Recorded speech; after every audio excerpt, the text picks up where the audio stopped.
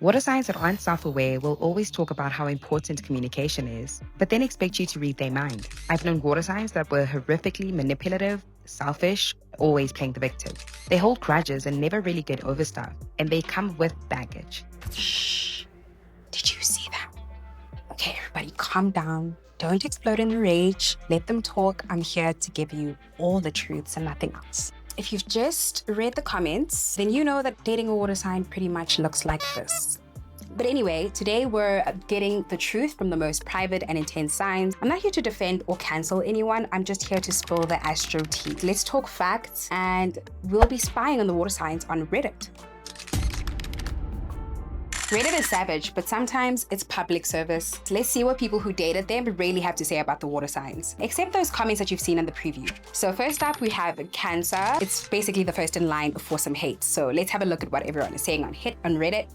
The first person here to comment says that Cancers, especially the sun, are emotionally manipulative and will use your insecurities, specifically your deepest, darkest secrets against you, and emotionally gut you out like a pig. That's harsh, but we don't blame this 420 baby. If you've had anyone play on your insecurities and twisted the knife emotionally, then you get why this kind of comment shows up. We understand you, baby, but honestly, not every Cancer is out here emotionally gutting people out. But this pattern can pop up more like through late June Cancers or early July Cancers, around July 10th to July 20th, or people with Cancer Sun, Mercury, and Venus, or also a Scorpio Venus. But let's be real, sometimes it's just a shitty person, period. Now Scorpio, the sign that everyone calls intense. If you've ever been on Reddit and seen rants about the worst exes, Scorpio pretty much constantly shows up, and yeah, they pretty much take the boss level of this category. Let's read what people have to say on Reddit about this. I see one says, I found Scorpio men and women to be narcissistic, emotionally unstable, and unhinged, in addition to being violent. The world revolves around their needs and wants, regardless of the cost to others. They can hardly control their tempers, will lash out at you at the slightest perceived criticism. Seems like Scorpio's really hurt him or her. Scorpio energy is ruled by both Mars and Pluto. So their instinct is to protect at all costs, or at least protect themselves at all costs. It's about, power and survival and transformation with them. So when a Scorpio does feel unsafe, they will definitely strike. And that's just something that one can expect from Scorpios. And sometimes, they will also not fight with words. They will just have emotional weapons.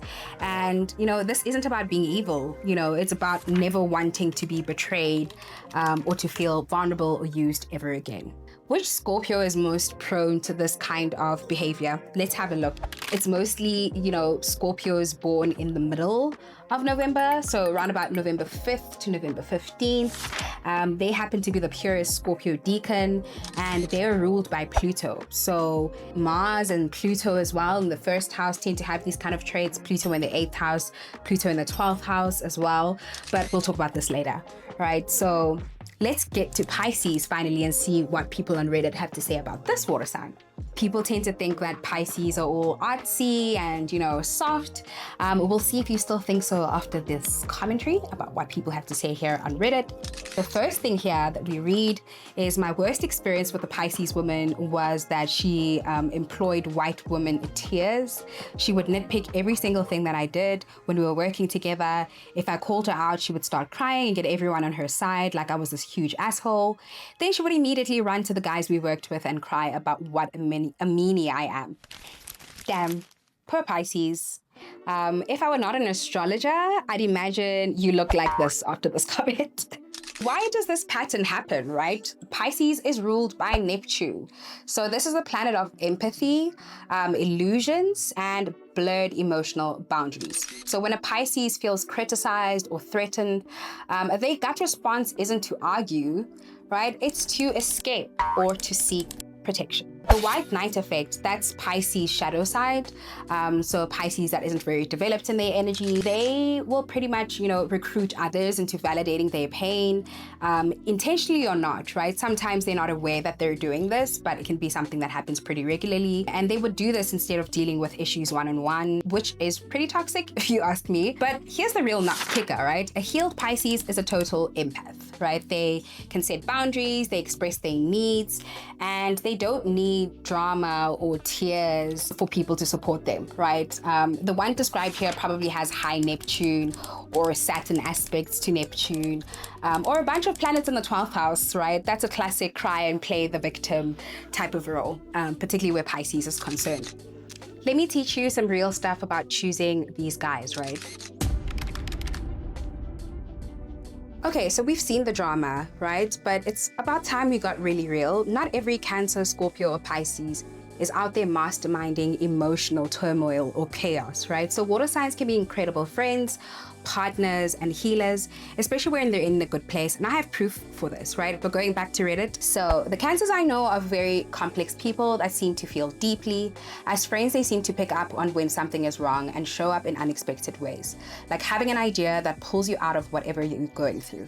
They're very intuitive, often don't seem to fully understand their own selves, right? So that sounds amazing, right?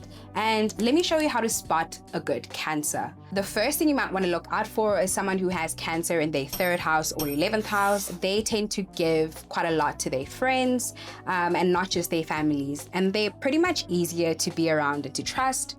You can also look out for a Cancer sun or moon with easy aspects.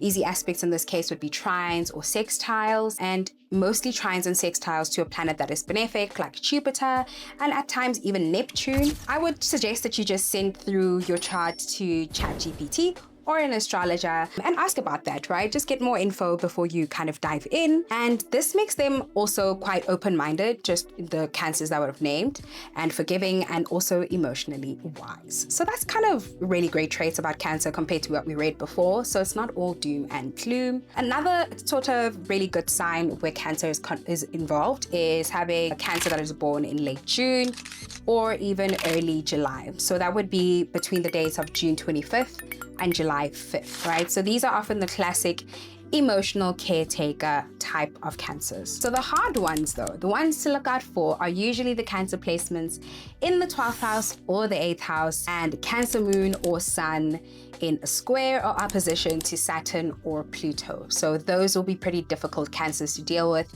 and you might experience all this emotional turmoil and chaos that we've been seeing from other people on Reddit. Let's move on to Scorpio and see what good points and positive points people have to say about Scorpio.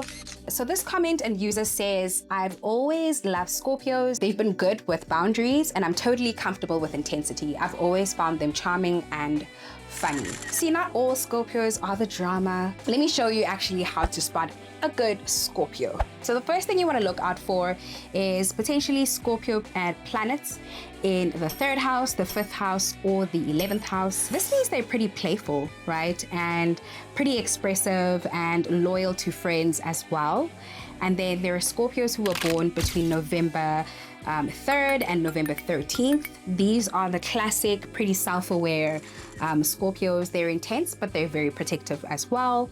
And more importantly, they're real.